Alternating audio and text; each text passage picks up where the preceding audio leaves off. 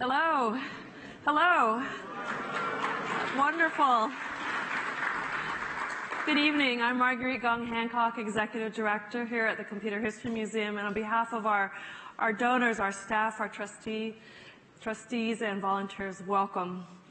Tonight, as in all nights, our events are free to the public, and that's made possible by generous members and donors. So if you're not a member, please go to our Join and Give part of our website and help make more of these conversations possible. And now for our program tonight. Tonight we'll be looking deep inside one of America's most powerful and controversial companies, Facebook. With a valuation of more than $546 billion and billions of users around the world, Facebook is a story of entrepreneurial pluck, breakneck growth, as well as enormous influence. Yet at the same time, the story has a dark side of fake news, interference in elections, addictive behaviors, and the mishandling of users' personal data. So questions. How did Facebook grow into the social media giant that it is today with more than 2.25 billion users daily? And at what cost and to whom? How did Mark Zuckerberg's vision to connect everyone become a tool also that divides us? Can or should Facebook be fixed? And what does our answer to that question reveal about us and our evolving relationship to technology? Based on hundreds of interviews, including those with Mark Zuckerberg, veteran tech journalist Stephen Levy has written this new book, Facebook, The Inside Story. We're very pleased to welcome Stephen back to the CHM stage, where he'll be in conversation with our President and CEO, Dana Lewin. Following our museum tradition, I'd like to introduce our speakers using 5 numbers. Stephen Levy, author, journalist, and Wired editor-at-large. 50, the biggest fee he was paid for performing at a coffee house as a folk singer in college. I'd like to hear you, Stephen. 1984, the year he published Hackers, wrote about Steve Jobs and Macintosh for Rolling Stone. 38 years reporting on technology. 8, the number of books authored, and 1,967 friends on Facebook. Dana Lewin, Silicon Valley tech executive and now museum leader. 1976, the year he came to Silicon Valley on a lost bet. 2, the number of times he was recruited by Steve Jobs. 97, the score out of 100 on Microsoft's Leadership Effectiveness Index that he was given by the other employees. 24 months now as heading up the museum here as President and CEO at CHM. And 1 time around the globe as the equivalent number of miles he swam as a competitive swimmer. So please join me in giving a very warm welcome to Stephen Levy and Dana Lewin.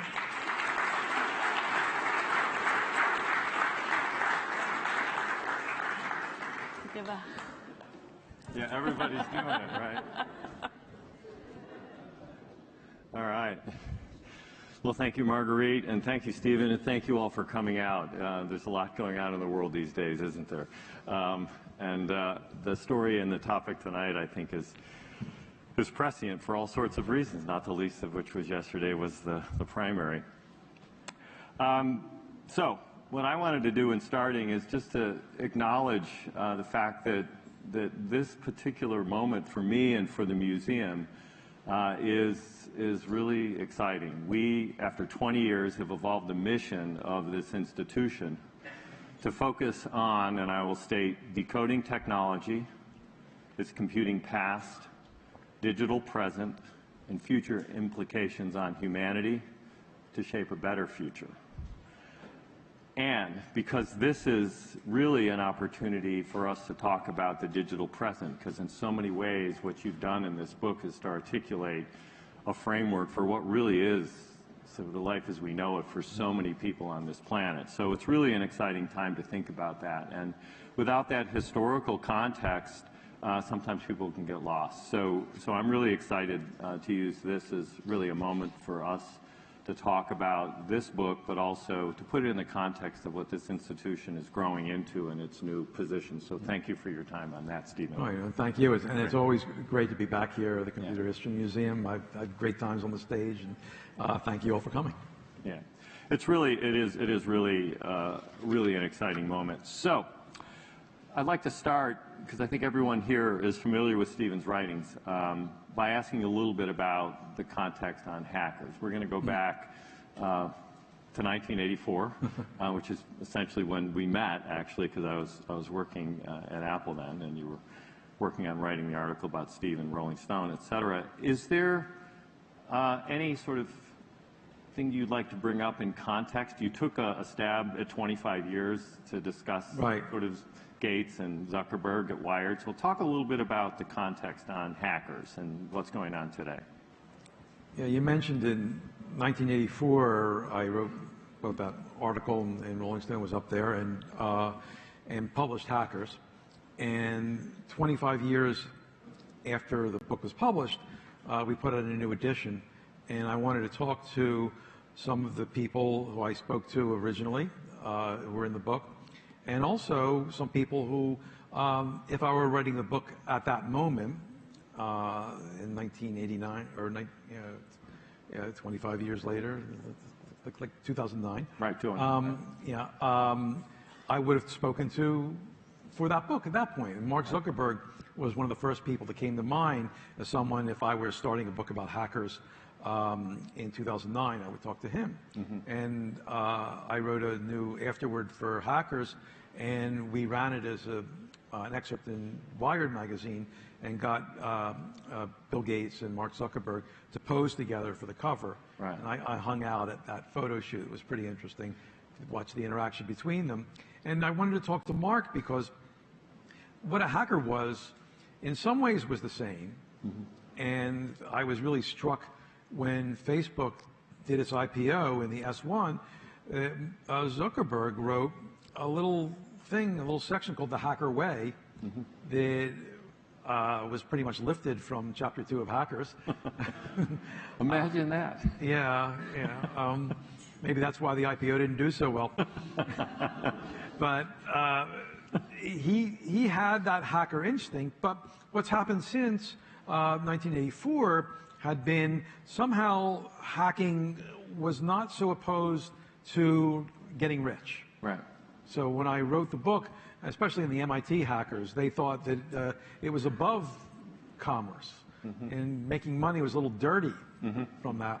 And the pivot was that you could be a hacker and also go through the process of venture capital and whatever, and be, incredibly rich. Right. And that wasn't a contradiction. Interesting. Were there any things that you gleaned from that first meeting? Is that the first time you met Mark? No. I met Mark in 2006. I was working for Newsweek, and I was working on a story about what we were calling Web 2.0. I think I called it the living web in the cover story. And the companies we were looking at were MySpace, YouTube, which was independent at that time, right, and Flickr. Flickr, Stuart Butterfield and Katerina Fake were on the cover. Right.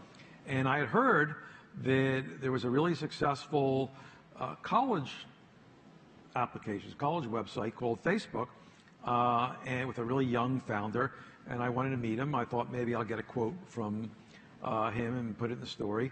And it was right around the time of a conference called PC Forum, right, Esther Dyson's conference. And I saw that he was going to be speaking there. So I had arranged a meeting with him. We would have lunch together. And during the lunch period, and you know how these things go, you go outside and there's big round tables and everyone scrambles for seats. right. So we sat next to each other, and the employee accompanying him, his consigliere at the time, Matt Kohler, the guy's name was, who was now a venture capitalist. Right. He was a few years older than Mark. He was like 28 maybe, and Mark was maybe 21 at the time. He couldn't get a seat next to us. He sat across the table. So I pitched Mark a few softballs. Like, how many colleges are you in? How many people do you have? And he just stared at me. And time passed. Yeah. He wasn't saying anything. And I'm thinking, what's going on here? Right. Is this some sort of episode? Is the blood clot explode in his brain? Or, you know. He wasn't rocking? No? No rocking. No, that's a different guy. Okay, different. Okay, just checking. Yeah. And finally, I would ask him a couple more questions. He wasn't answering, or maybe grunting back. And I said, "Well, do you know anything about this conference we're at?" And he said, "No." And I explained to him about the history of the conference, and Steve Jobs and Bill Gates used to come there in the '80s. And then he warmed up a little bit, but not too much. Right. And later, when I was doing this book, I came across, and we could talk about this, a notebook that he kept right around then. Right. The pages I got were dated, maybe just a few weeks after that. And I got a window into his head. Right. What he was thinking of when he was not talking to me was how he was going to remake Facebook from a college network to a network where everyone could use, and where the front page would be this stream, this feed of all the information about your friends, everything they shared, everything that happened to them. And those were the two big projects he was working on, as well as a wide vision for Facebook where everyone in the world would have it, where the information it held would be on every person in the world. And this rich life was laid out in this little scroll. And so that was, I had like a number of experiences like that, where digging back into Facebook's path unfolded a new understanding of the company, which I feel is necessary to understand how they got to where they are today. So this is in 2006? Correct. So 2006, he had penned sort of a future vision of the top line, surface level architecture of what Facebook would accomplish. Right. He had to redo the architecture to open it up to everyone, because when it was colleges, each college was on a separate server. They were islands. Right. Interesting. So were there things that you felt from that moment when he was staring at you that sort of led you to believe that he was sort of antisocial, or what was the? Because how many times did you? I felt he had communication issues. Let me put it that way. And how many times did you end up interviewing him in the process of this book, for example? Well, in this book, I think I sat down. I think I wrote in the book there was 7, and I came across a couple more, that were on the edge. So, it's probably 9 times I talked to him. But after that, I mean, between 2006 and 2007, the end of 2006, they did go wide to everyone. They did release the news feed. It was sort of a action-packed day, because a lot of the users didn't like it, and they organized a protest against it. And then in 2007, they introduced Facebook platform. They tried to be an operating system. And so I became increasingly interested in it. I know I hosted him on stage at a conference in the end of 2006, and talked to him in 2007, and we actually did a cover story for Newsweek in 2007. That was the first F8 conference, roughly in 07?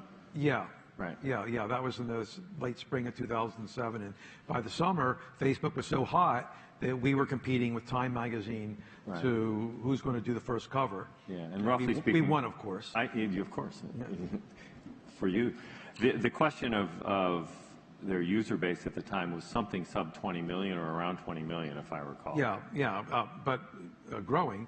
Yeah, for sure. And they were pegged by them as the hottest thing. I think the platform took them up a notch. And people saw them as a serious company. And that's kind of ironic, because the platform is a source now of a lot of Facebook's woes.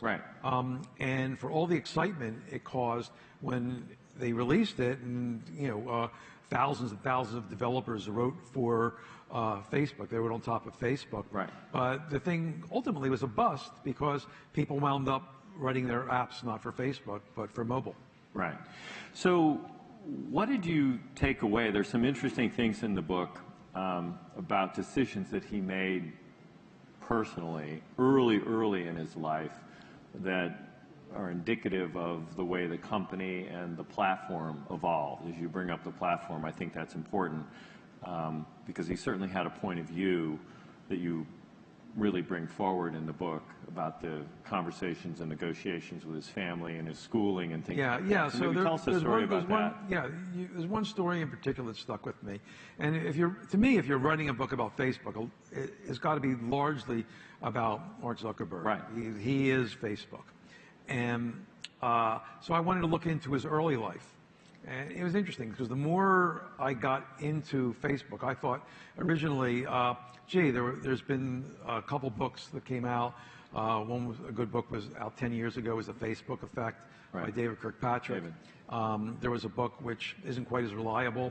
The movie was based on, and, but that was the early days. And I thought, that's kind of covered. I really don't have to spend too much time on that. But as Facebook suffered this period over the last 3 years, I realized to understand Facebook, you have to go back and re-examine those early days.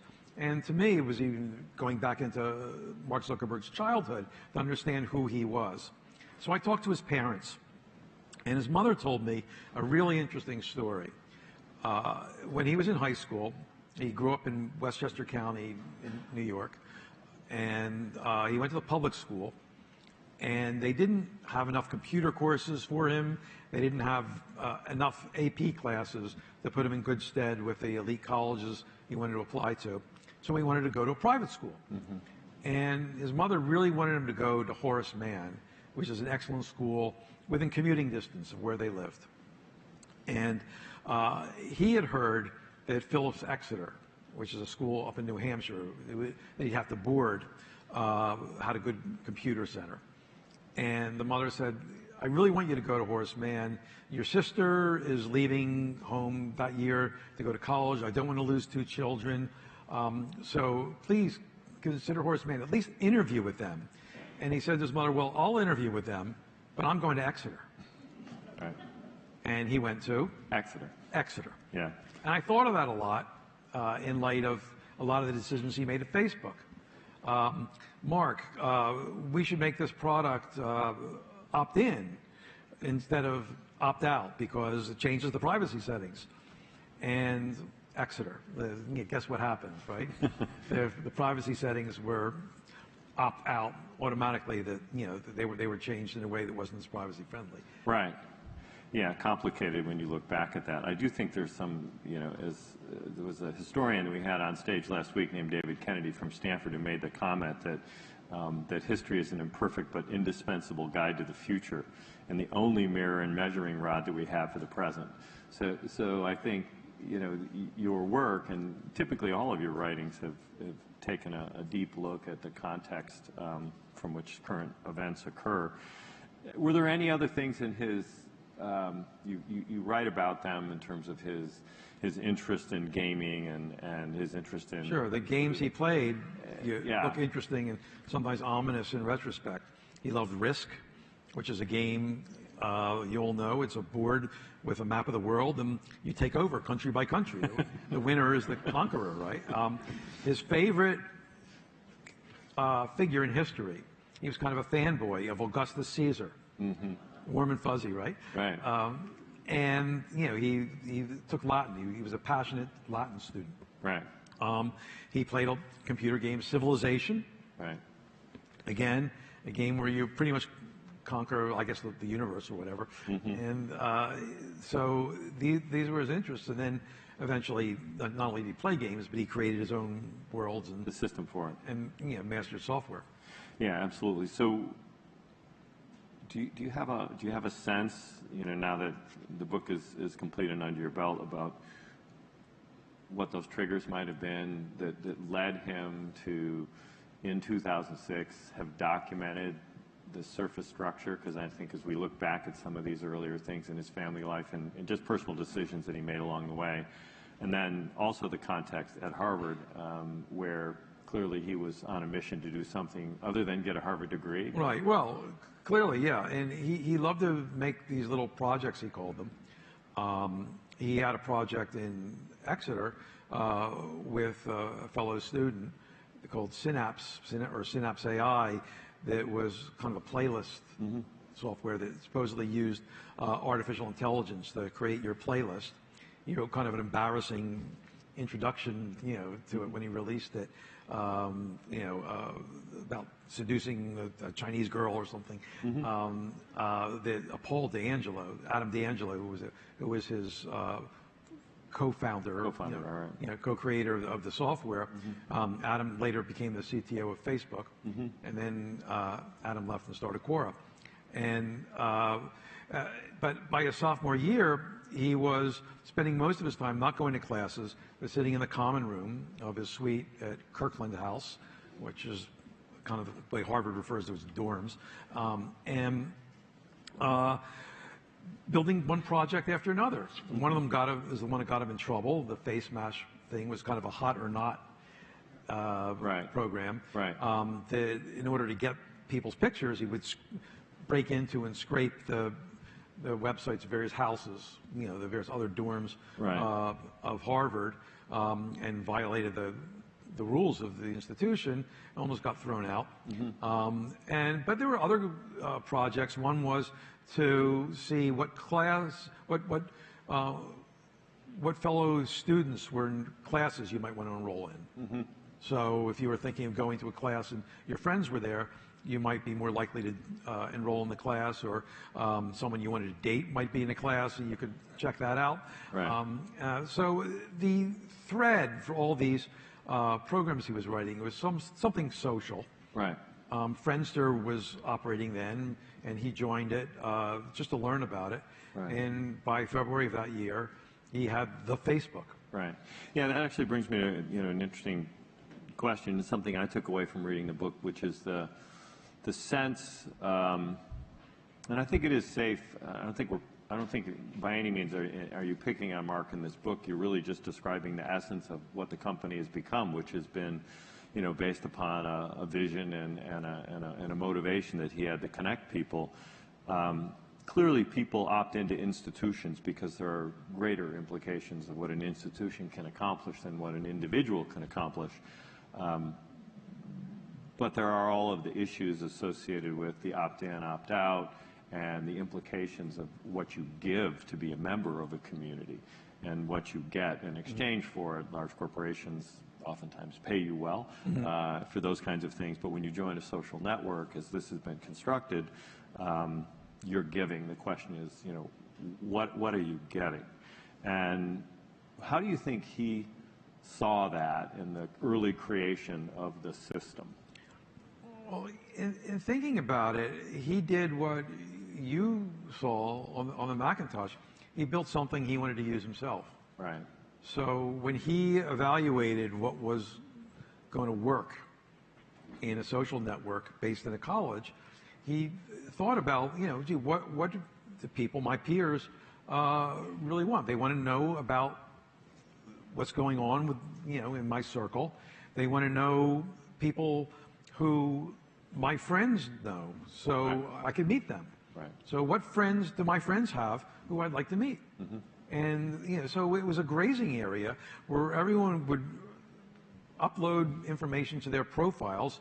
After the Face Mash episode, he learned that to be on the good side of Harvard in privacy, saying bring your own. It was all user-generated content. People decided what they would upload to their profiles. There was a certain amount of privacy built in.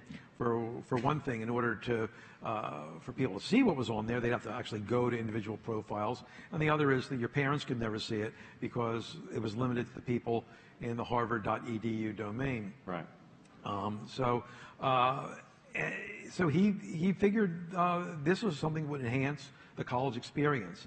Now later, more recently, he said, oh, I did it because we were all talking about Iraq at that time, the invasion of Iraq, and that's ridiculous. So, I mean, I probably looked at every interview he's ever given about those ages. I talked to people, his classmates, and everything. Not one person ever mentioned Iraq. I don't know where the heck that came from.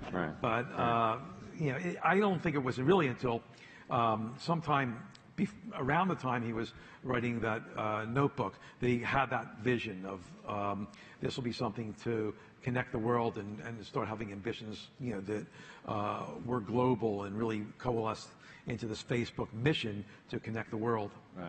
So how do you think the earlier social media ideas and sites played into that, or do you think he had a vision that was far beyond that to begin Well, with? he took the pieces that had come up.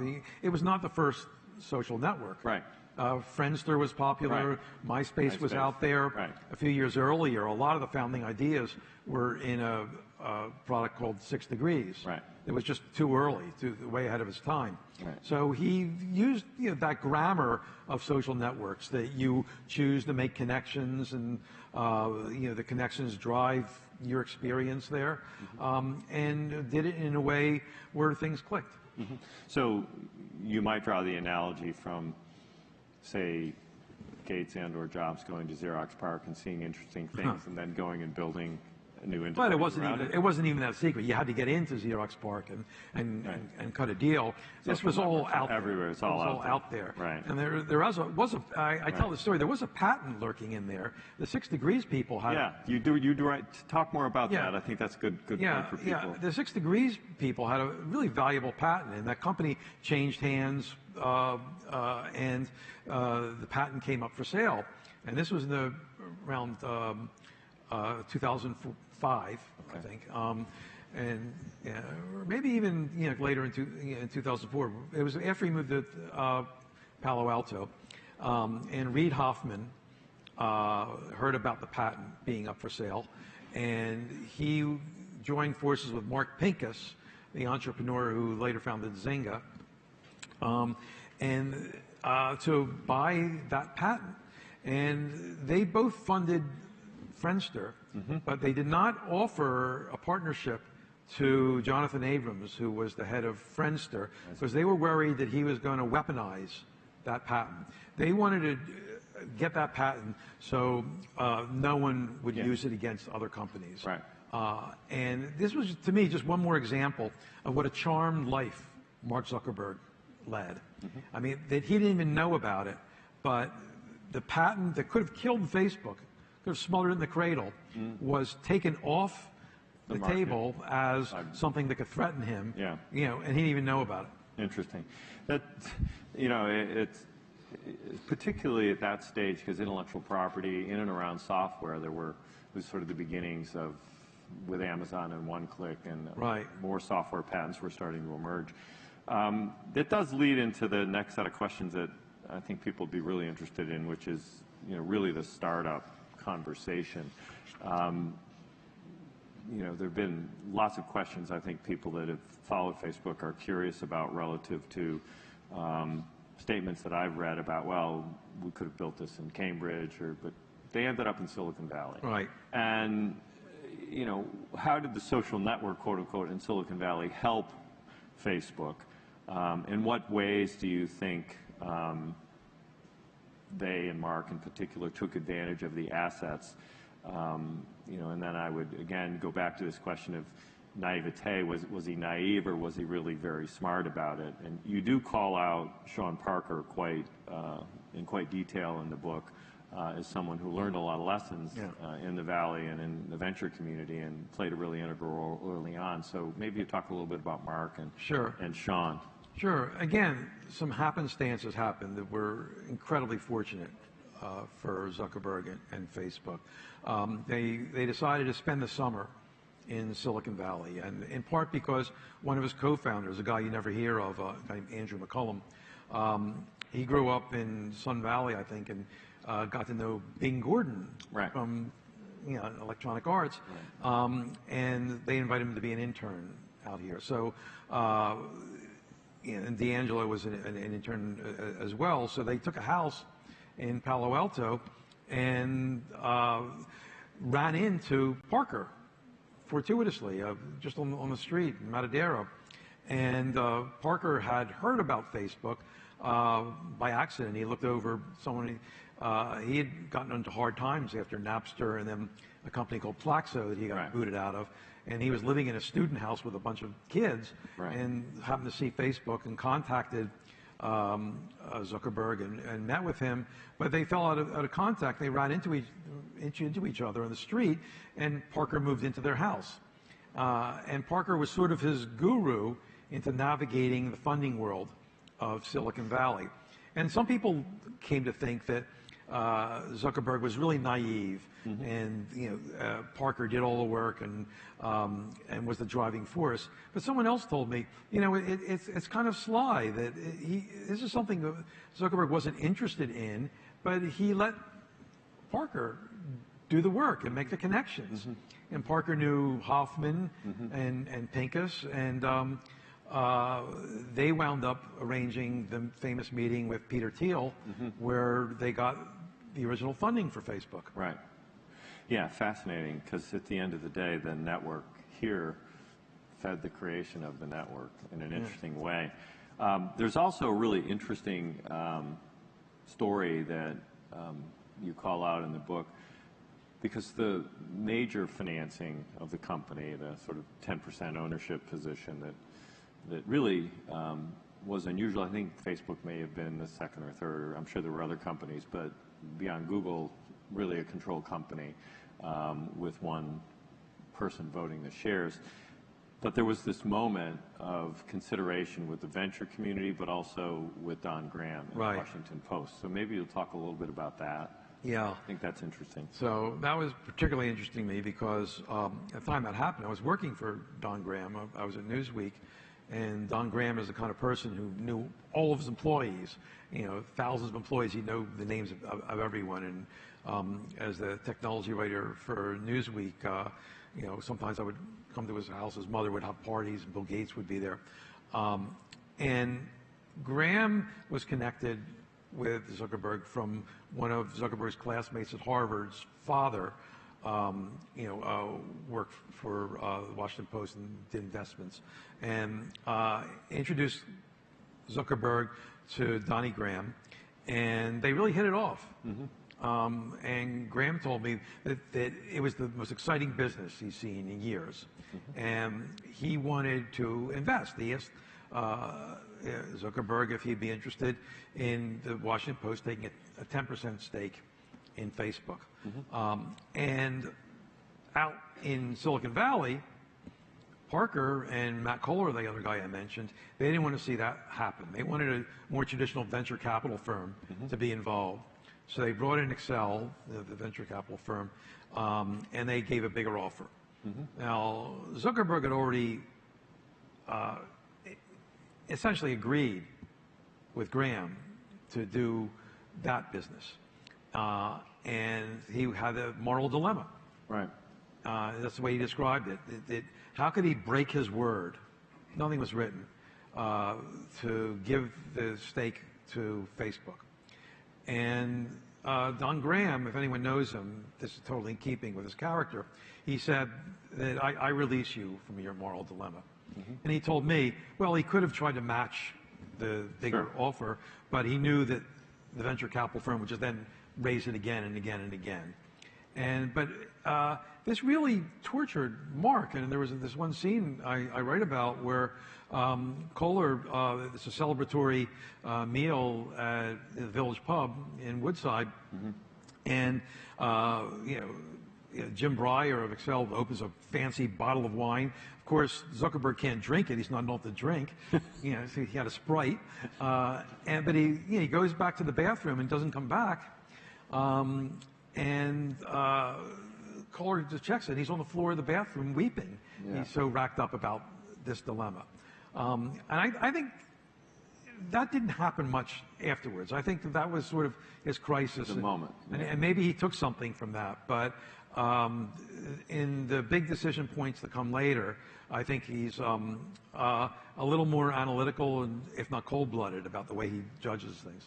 How do you think things would have, I mean, it's counterfactual, how do you think things might have evolved if there was sort of a media culture, sort of post-ethos, if you will, Washington Post? I mean... Well, that's an interesting question. I think it could have taken a different direction. Certainly, as an advisor, if your funder was Don Graham, you might not have had such a focus on growth that Facebook developed. Right. Because that does get into sort of the next topic, which is really growth. We're going to talk about the move fast and break things. People have heard about that? Yeah. So They moved real fast and they broke a lot of stuff. Let's talk a little bit about it. Where does it come from, and what do you think it really means in practice? Well, where it came from is referred to the way they coded up Facebook. They use these fast new web tools, and it was a new paradigm. When people used to come to Facebook from Microsoft, they would report back to their friends at Microsoft that has versions that come out every 6 months, every year, right, every 2 years.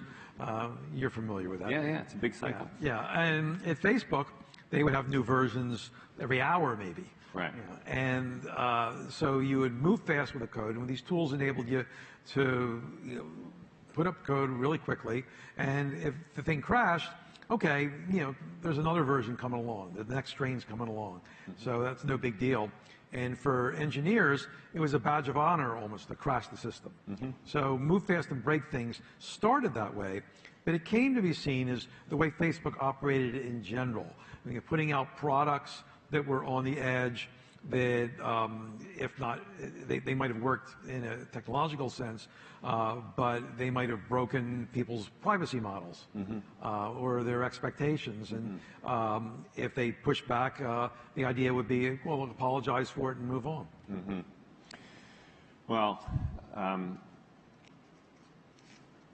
there's a section where you write about the mission being connectivity, but then there's growth. And the way the company was organized, maybe you talk a little bit about the way when Sheryl Sandberg came into the company, which is a milestone moment as well, because she's a terrific leader and has taken immense responsibility for big facets of Facebook.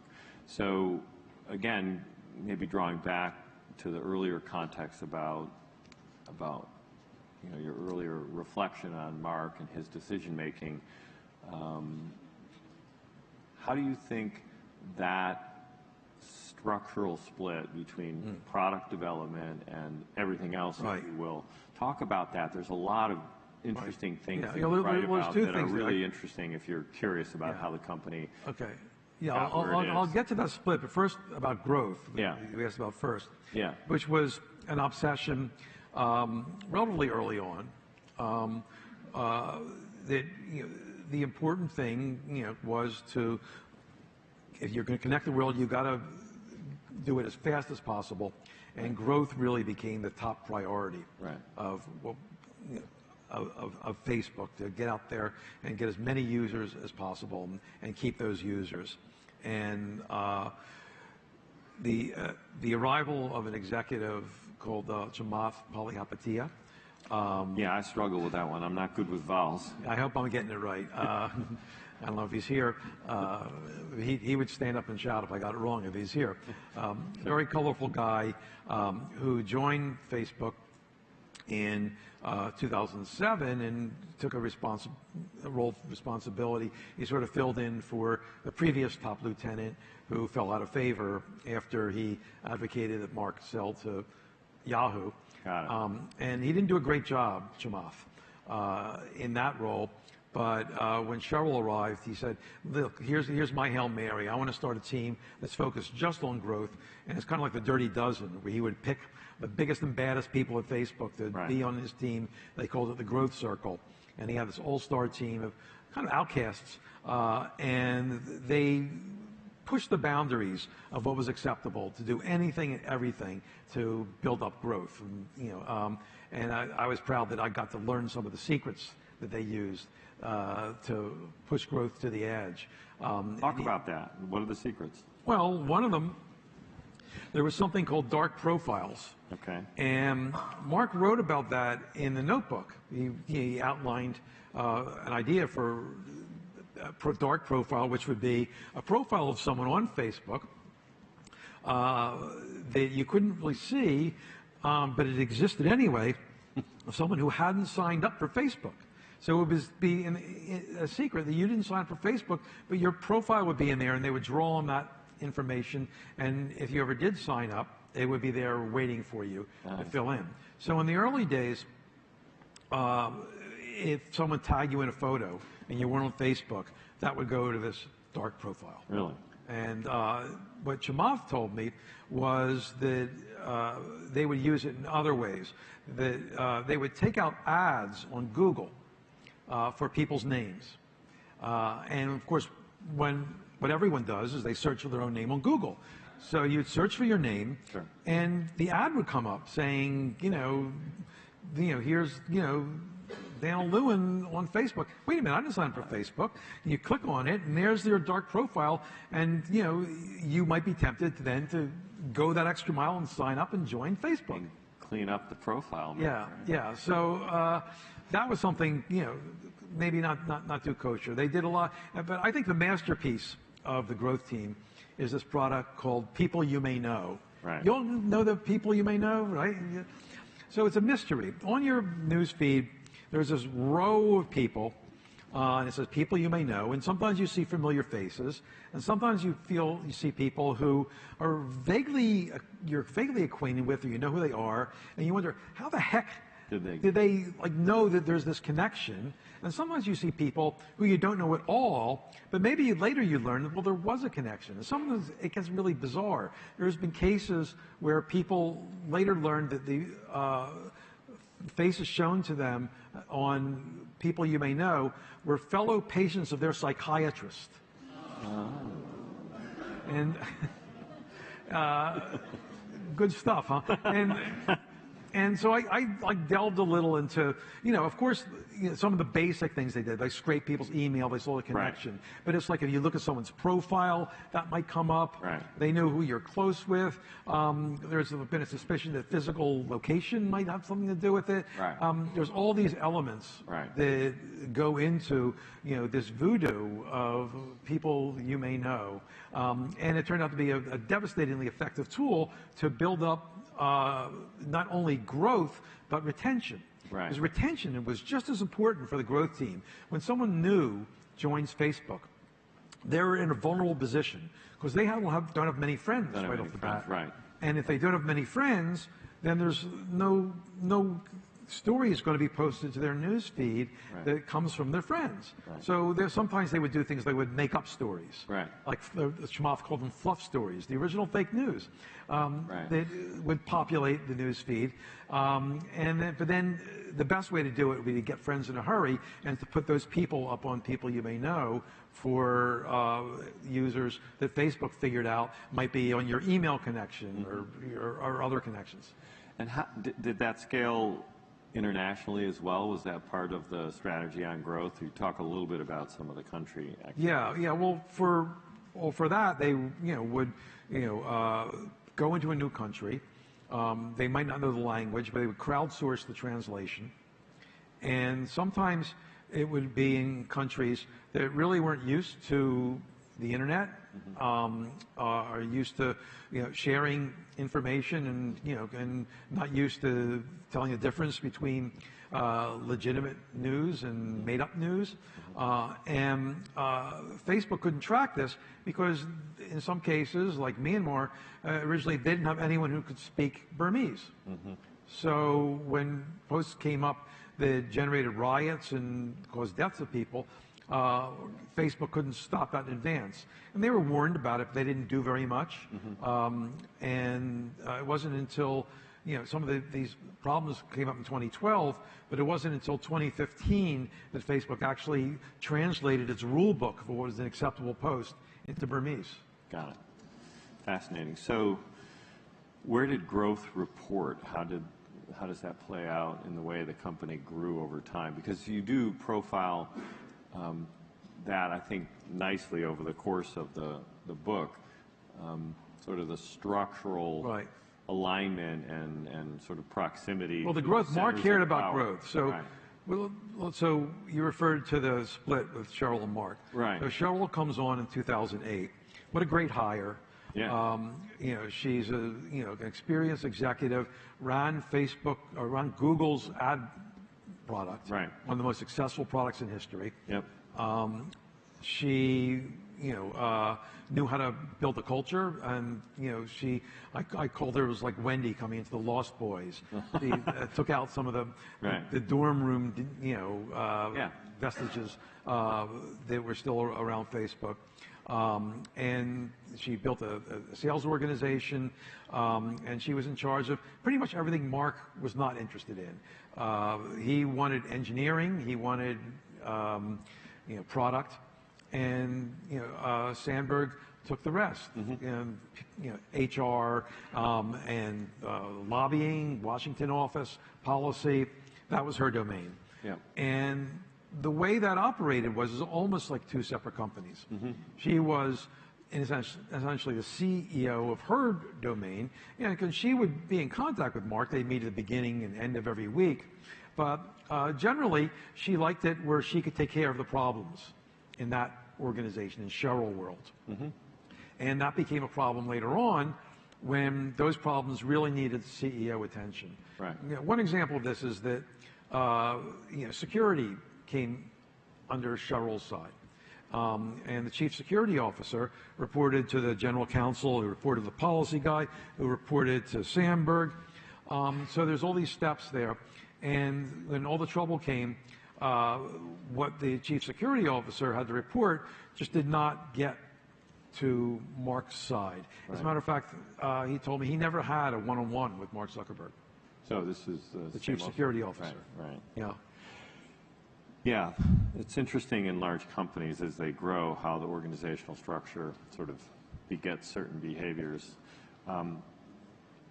Were there things that, as we get into the election, which will be the next section, are there things that, again, with hindsight, as you followed on and bringing the book to close, did you feel like they were aware of the sort of the exclusivity of these domains and how it caused the issues? And do you have a sense just to foreshadow? Well, I don't think until after the election.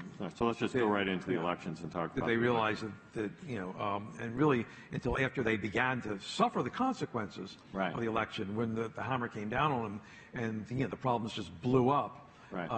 Then they realized that that information flow should have been more free. Right. So let's talk about 2016 and the Facebook effect in the elections. It was a period, just on a personal note, where I was involved in working at Microsoft and had technology for both sides of the aisle. So it was all database work and machine learning work, but not the data. So I was pretty familiar with a lot of the things that you wrote about. And I think people who've been tracking what has gone on and led up to the issues in the 2016 election will recall Cambridge Analytica. We actually had a program on stage here a little while ago where we talked about that, people from The Guardian. And I think if you want to talk a little bit about the genesis of that, and in particular, it wasn't just like 2015 and 2016. So let's talk about where it started. Yeah, okay. So Cambridge Analytica happened, I concluded, in 2010. 2010. And that was when, remember, we talked about the platform. Right. So the platform is one where the thousands of software developers would create programs. Yeah, they built programming interfaces. And that kind of program could be just a survey. Right. To post a survey on there and get the results, you would sign up to be a developer, and they give you an API that you could tap into the information. And in 2010, Facebook released a new API for its platform. It was called Graph API V1, or the Open Graph. And they gave more information than ever to outside developers. At the time, they were introducing a feature called instant personalization. The idea is that you can go to someone else's website. One of the first three was Microsoft, actually, and bring your whole social network with you. And so the way that worked is when a user signed up for one of these apps, they would get a quick terms of service that they wouldn't look at, which would basically allow that developer to get all their information, but not just their information, but the profiles of all their friends. Right. So each user of Facebook has an average of 130 friends. Right. So you don't need giant numbers to get bigger and bigger numbers. Yeah.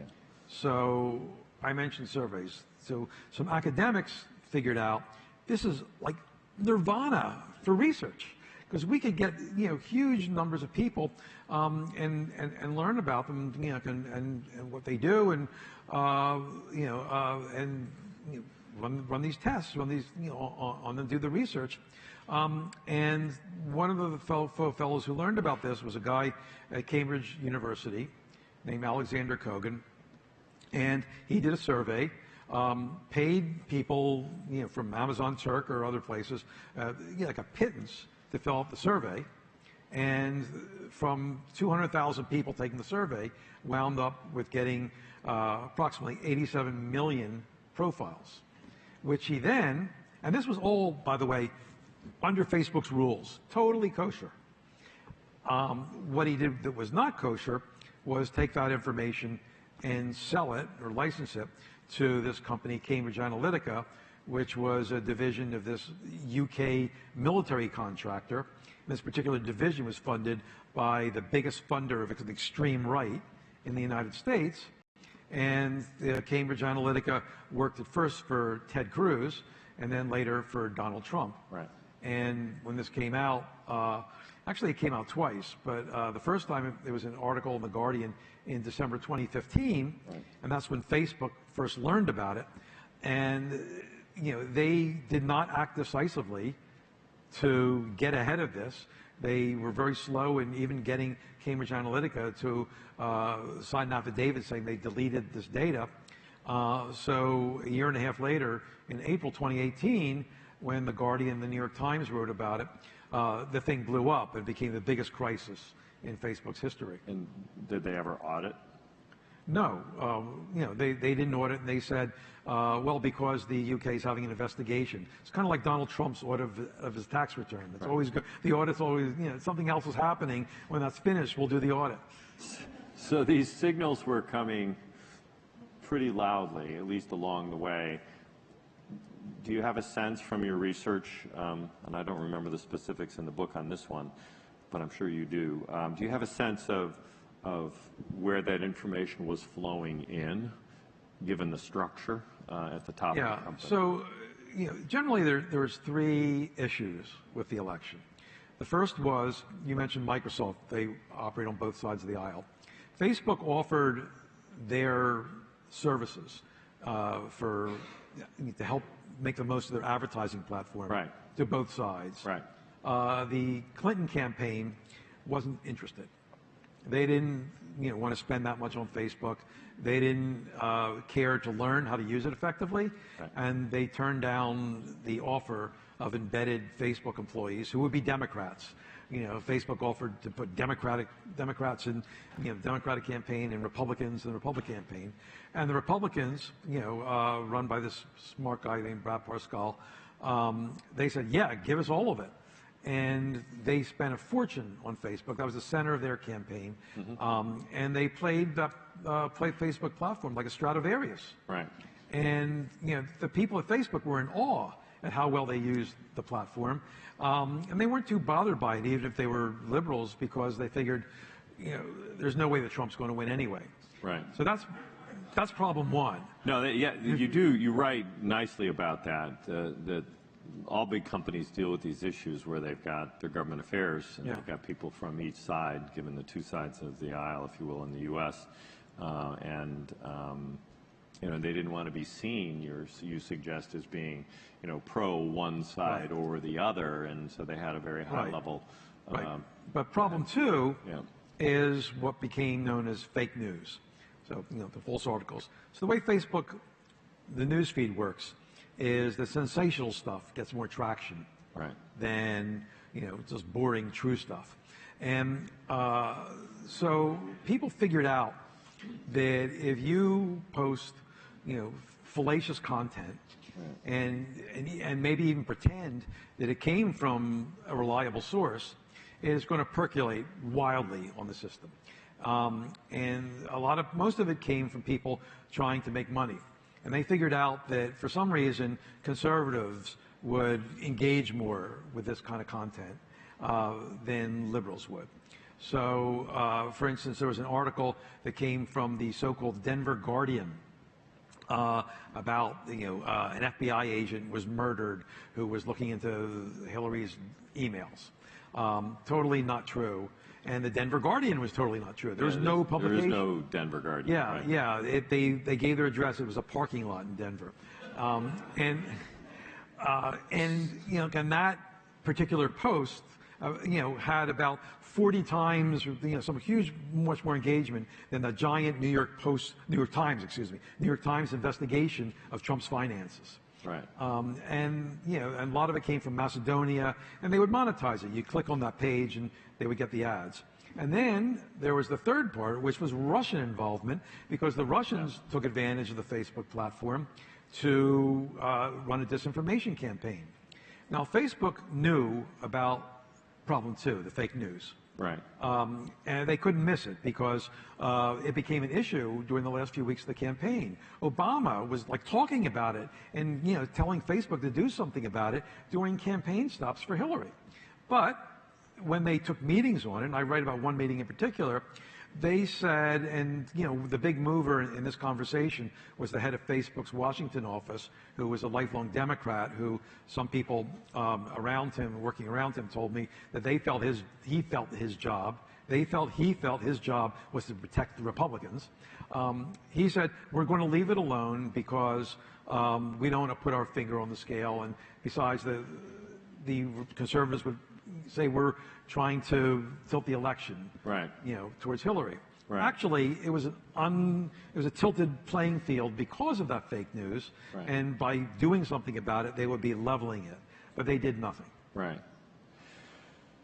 So they saw these things, but no action. No action. You document that in pretty good detail, and it's fascinating. Do you think there are lessons learned on that front? Lots of lessons learned? Yeah, the lesson is that people are going to find out about those things you did, and you're not going to be able to do nothing again. And to be honest, I guess more for the Russian involvement, the people on Facebook were appalled when they finally realized what was happening. They weren't so appalled that they ran and were aggressive about informing the public about it, but when they saw the Russian content, some people told me they got sick to their stomach. Yeah. But the fake news, they realized they were under pressure to do something about it, and they have addressed it in a number of ways. They have fact-checking. The first time they actually,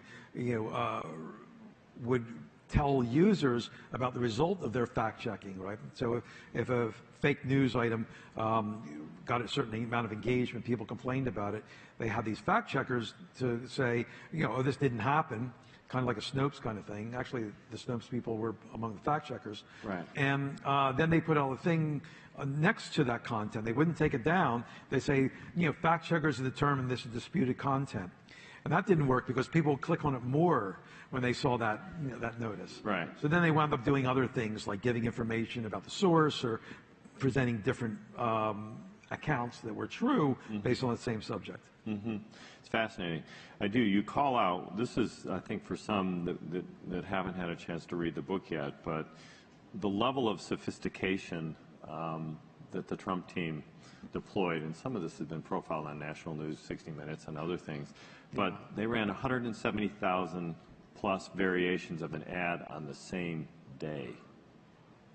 Yeah, and they would find out what issue you're engaged with. Yeah. And then if they concluded you weren't going to be voting for Trump, then they would switch because they had all this data, on people to figure out what buttons to push to get you to not vote. Right. Right. Fascinating systems. Thank you. Great. So, given where we are now, and sort of the aftermath of the election, what do you think that they have been doing well to help rebuild trust? I know they're investing, you document this, investing in a huge percentage of their headcount that's associated with checking and coordinating things, both for the election, but also broaden it a little bit beyond the election to the international front. Well, there's all sorts of offensive content on Facebook. violent content, bullying, and they have this rule book. I describe how the rule book evolved from, sort of an ad hoc, just a sheet of points that the customer support people use, to now an organization that has tens of thousands of people all over the world, looking at content all day and judging it, whether by the rules it's up or down. They've brought down fake news. They've addressed some of the issues about how the platform was attacked during the election. They've been more successful in subsequent elections, but the platform is still the platform, and they still don't take down fake news unless they know the account is inauthentic, and they have this extra problem now that they don't even fact check political ads. They let that proliferate, and they aggressively push that, as people pay for it, to people's news feeds. So while they've made progress, some of the basic problems still remain. Mm-hmm. And I think I wouldn't be surprised that there's still problems in 2020. Mm-hmm. We have a little bit of time now to think about the sort of the global and the language issues. Would you talk a little bit about where they are on that? Because you've watched the progression on that front. Sure. Taking to some of the audience questions. Yeah, well, they've hired speakers of different languages. They're looking more aggressively for movements to spread violence, or oppression. They've taken down, I think it was 2018, they finally took down some Myanmar stuff. Mm-hmm. And it was like, what took you so long? So they're doing more, but the problems persist because Facebook is unprecedented in its scale. There's never been a social network like this, that it spreads so widely. Mm-hmm. And what I try to do in the book is explain how Facebook evolved into something that was originally meant how you would keep up with your friends, with people you knew, with people on your social network, what Zuckerberg used to call the social graph, into something where people were getting their information from it in a wide sense. Mm-hmm. And, which brought problems that were essentially insoluble. So Facebook painted itself into a corner. If they're too aggressive about taking down content, they're censors. Mm-hmm. They're not aggressive enough, they're circulating dangerous information. And, so Facebook wants us to be sympathetic to them because they're in this dilemma.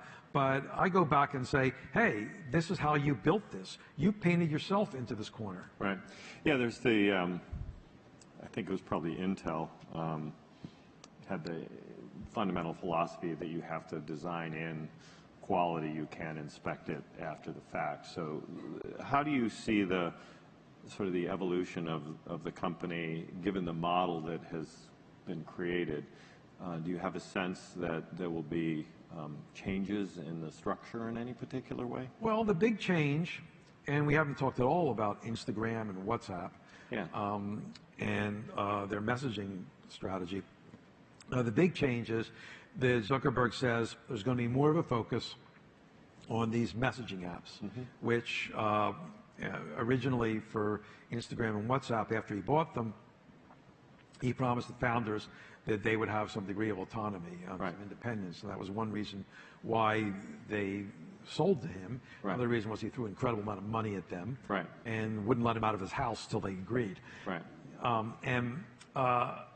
But he basically forced out those founders by taking more control, and he sees this as sort of the spear with which he's going to take Facebook into the future. Yeah, I mean, that is sort of the last area before we get into the audience questions, is the kind of the growth strategy and the acquisitions. So you mentioned WhatsApp and Instagram, and those are reasonably powerful additions. Almost unreasonably powerful. And therefore, yeah, talk a little bit about the implications. Well, when he bought these, he said they're going to run them independently, and Instagram was run brilliantly by Kevin Systrom, right. and Mike Krieger, and with the help of Facebook's resources, as Zuckerberg would increasingly point out in the last few years. They built it into something that's arguably a more valuable product than Blue, the main Facebook application. But with this new strategy, Zuckerberg essentially pushed out those founders by taking more control of it, by starving them of resources on their own. And the WhatsApp people, who got much more money. Instagram was $1 billion. WhatsApp was $20 billion. No. And he was, again, got aggressive in taking that under his control. After a number of compromises, he made them, agree to. Like one of them was that originally it was thought that the data of WhatsApp users would not be merged with the Facebook's database. Yeah, that was a fundamental commitment, I thought, right? Yeah, and that was something that, I think technically was a violation too, legally, and they got fined for that, and that was part of the recent settlement with the FTC when they decided, well, we're going to take those phone numbers, which was the identifier of WhatsApp, and merge them, with the Facebook world, because, boy, better for the customers, isn't it? Right. Yes, it is a complicated situation that they've put. And I had an amazing interview with Brian Acton, one of the co-founders. Talk about that. Who bore his soul to me, really. He understands that, look, when you take billions of dollars, and he personally is worth $3 billion. He actually walked away from another billion, when he quit. And when you do that, you can't say, this is mine, I'm going to ignore what your boss says. Right. Zuckerberg was essentially his boss. So he did it. He said, I sold out. But that didn't stop him from being... Yeah, you do write nicely about that in the book. Resentful of how it all played out. Right. Very complicated. We've got some audience questions. Some curiosity about this one, about Facebook users. If they had a choice between personalized ads and context-based ads, which do you think most would choose? Well, the deal which Facebook justifies this use of data, of deep dives into data to sell ads, is that they're going to give you more relevant ads to help you make better choices on what you buy or what events to go to. And there's something to that when you see, if you're a fan of some obscure band and a T-shirt comes up for that band that you never knew existed, is a T-shirt you really want. They know this because they know a lot about you. In Facebook, one researcher, not in Facebook, but out of Facebook, found that with, I think, 15 likes, Facebook knows as much about you as, your acquaintances Closest know. friend, yeah. And with, 30 likes, like a good friend, and then 100 likes with a family member, and 300 likes, Facebook will know as much about you or more than your spouse, right? So they can really pinpoint you there. So, boy, they can really sell you the products you want. But when the ads are used not to serve you what you want, but to manipulate you into doing something that you don't want, that's not such a great deal, is it, to give away your data? You're giving away your data for people to, make you not vote, for instance. There you go. So some questions about Mark's personality, because so much of it comes across in the book. Question about whether you think his personality has changed, his sort of sociability since starting a family. Very, very smart guy.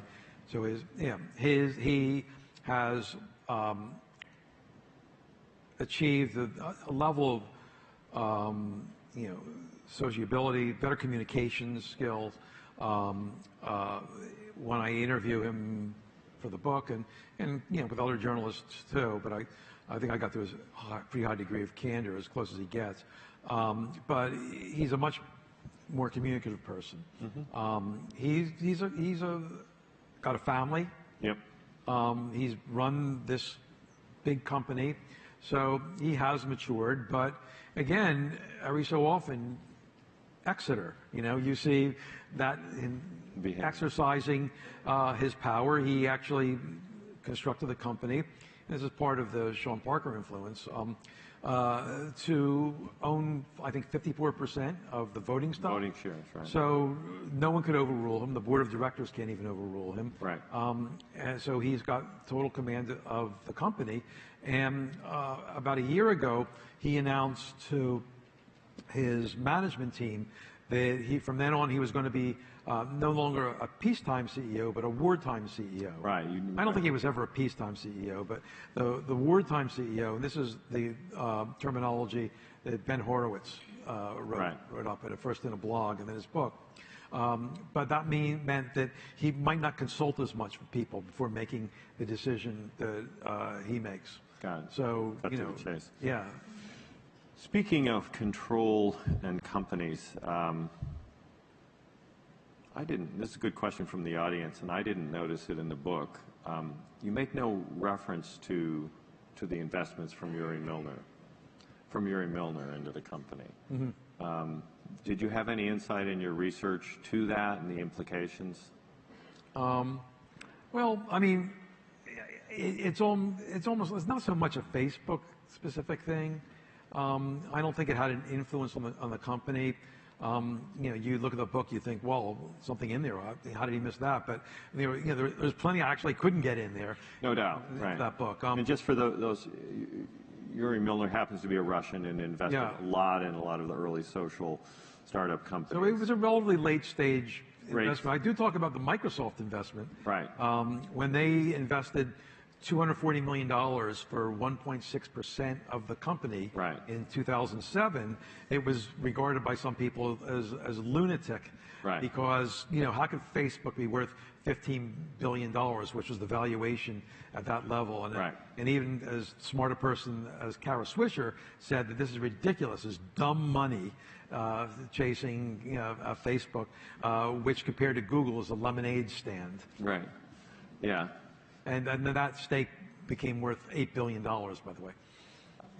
I know, I was there. Yeah. And some of that fell to you, the analyst? No, not in the least. No cut. Not in the least. Not in the least. But I was spending time in startup land and working with the venture community, and was at that first API conference and other things. That's where I met Mark. And there was clearly something there. No one knew it was going to be this. And I don't think, with all deference to everything that you appropriately critique in the book, the cat got out of the bag real fast. It's really hard to imagine they could have done things all that much better because it was just escalating so quickly. And the growth was clearly the mantra.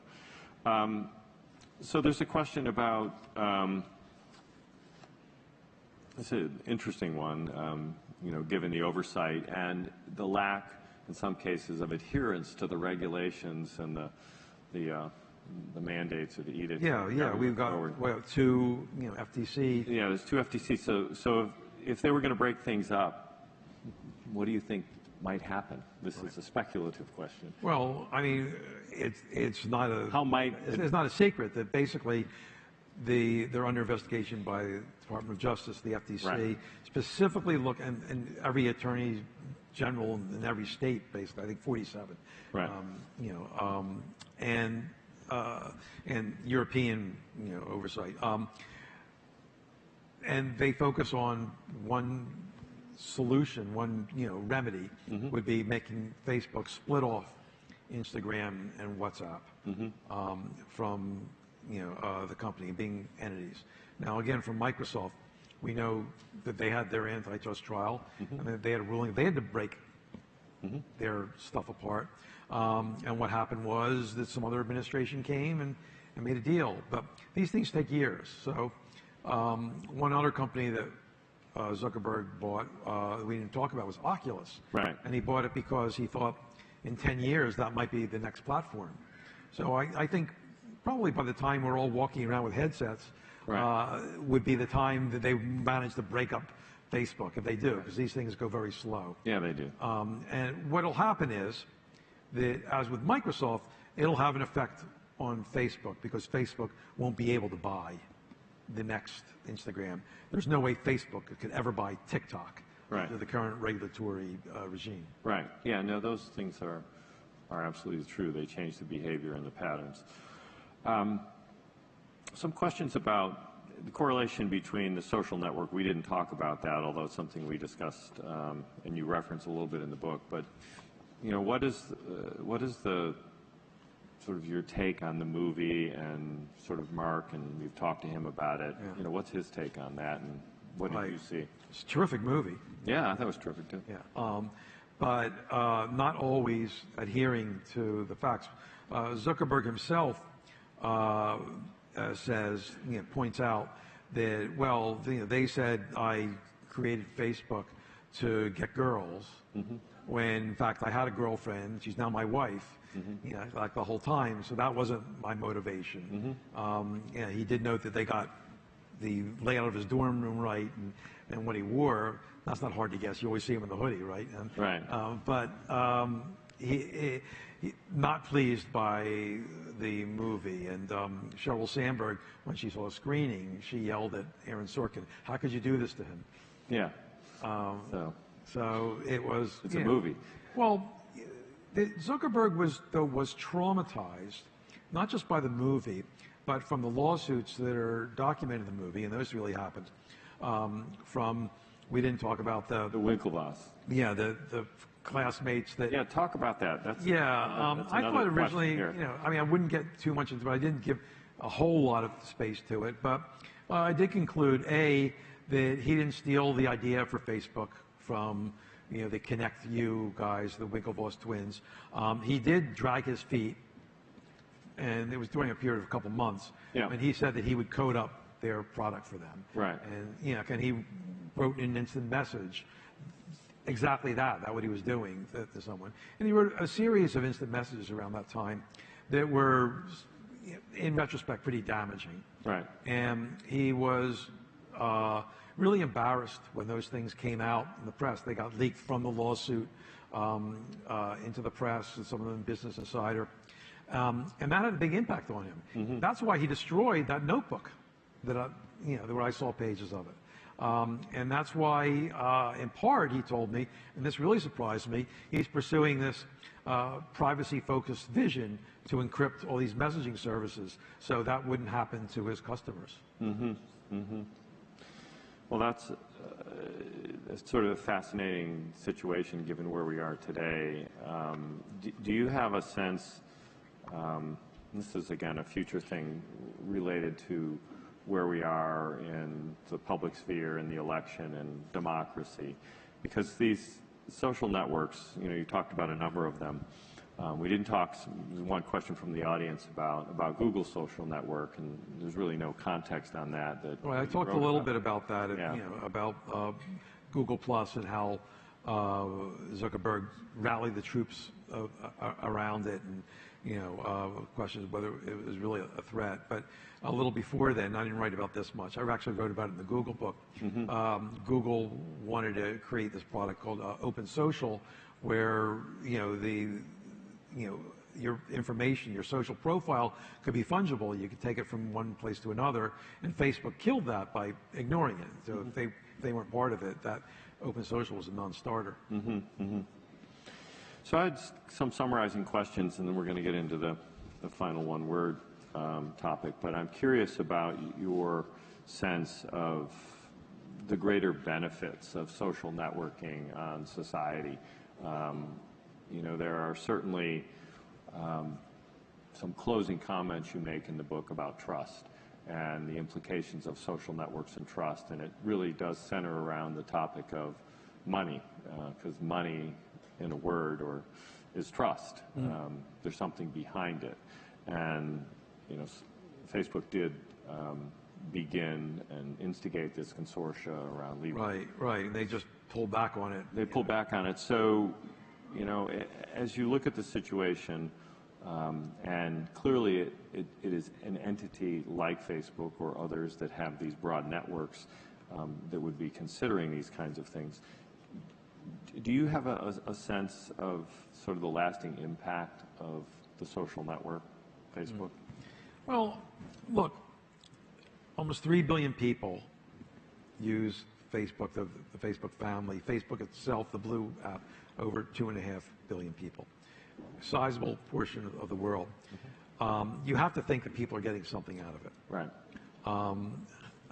People here, I'm sure most of you are on Facebook. I'm sure some of you might have deleted Facebook, but like thought you deleted Facebook. How many people have a Facebook account? Just, I'm curious, just hands up. See, yeah, it's 90%. So, younger people, they say, well, I may not be on Facebook. They're on Instagram. Right. So there's value there. Right.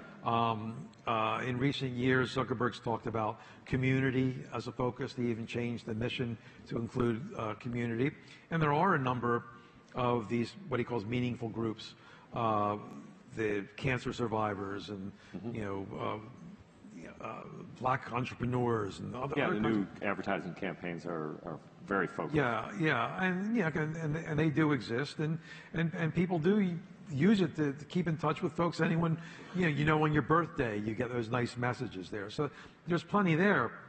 What Facebook didn't take into account soon enough, you mentioned, in the early days they couldn't have anticipated this, but they've had years to look at the impact of what they do and get ahead of what they do, where they didn't consider the consequences of the times that it isn't healthy, that it is toxic, and unlike early Facebook, where if something goes wrong, it might put you in an awkward social situation. You have things now where people get bullied, where there is violence caused. So it's not like a bumper car accident; it's more like a plane crash. Right. And you have to take more care to avoid that from happening. In some areas, they've been successful. They're pretty successful using artificial intelligence to get down terrorist content. But in other things like hate speech, they just have like a long way to go. Yeah, I mean it's when you think about the broad implications of technology and networks in general that cross political and social, geopolitical borders, basically. Do you think there is a way for a U.S.-centric company like that to handle things on a global basis well? Well, it's difficult because Facebook is an American company, and the values are essentially American values. Right. And they have one rule book for the whole globe. Right. And sometimes that works, and sometimes it doesn't work so well. Right. I think it's a technology that was going to happen with or without Mark Zuckerberg. Right. And maybe without Facebook, we would have seen some of those problems. So, in a way, Facebook stepped into the circle, and we all judge it. Certainly, right. I told the story that you'll make your judgments. I tried not to be judgmental in the book, but let the facts drive the narrative, and told it as a story. This happened to be the company that grabbed this concept and spread it throughout the globe. So I think it's fair to take that assessment and tell that story so you folks can make your own judgments about how well they did compared to how well they could have done. Yeah, thank you. I think that's a good closing comment. It is an extraordinary moment in time as a result of the scale that was created, and now with Stephen's book, the ability to look back and understand the personal motivations, because companies, especially companies that have the ability to scale so quickly, and ones that are centrally controlled with voting shares in one person's hands. The fact is that you've done an extraordinary job of looking at historical context, interleaving the time-based decisions that were made. And I also got in the fact that, in his early appearances in public, this PR person blew dry his armpits so he wouldn't sweat so much. Yeah, yeah. I mean, let's not forget that. Yeah, no, I get it. It's complicated. There you go. So we have a tradition here at CHM, and it's associated with one word, and you probably noticed it in the hallway on the way in. And we asked all of our guests to write down one word of advice to an aspiring entrepreneur or an innovator of some sort to help guide them on their career. And we'll ask you to do that right now, Stephen. If you'd share your one word, we've got your card right here that you could hold Where's up. the card? Oh, there we go. And give us just a little story about why that's your one word. Sure. So here's my word. Imagine that. I'm a journalist, and that's the bedrock of what I do. Yeah. I learned that any story I write, I have to approach with smothering my preconceptions, killing them and dead, and opening myself up to what the truth is and what I'm doing. And sometimes it takes a while. It took 3 years here to uncover what I felt was the truth about Facebook and let that truth create my narrative. And, you know, not write a polemic, but write a story based on the zillions and zillions of facts I wrote. And I feel we're at a time where truth is under assault. And that even if it's not popular, even if it doesn't get as much engagement on Facebook, you know, truth is our ballast. We need it more than ever. And there's a lot of journalists who do pursue it, thank God, and it's important.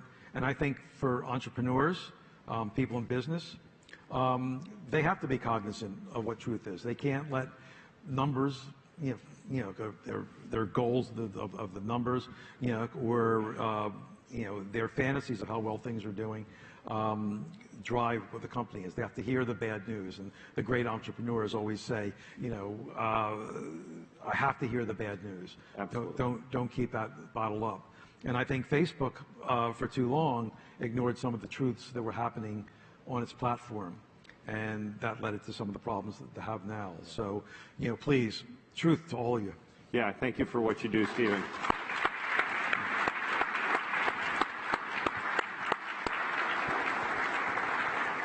Well, we're so appreciative of the way you go about your work, and having known you for so long, I just absolutely appreciate the depth and breadth of what you covered in this book.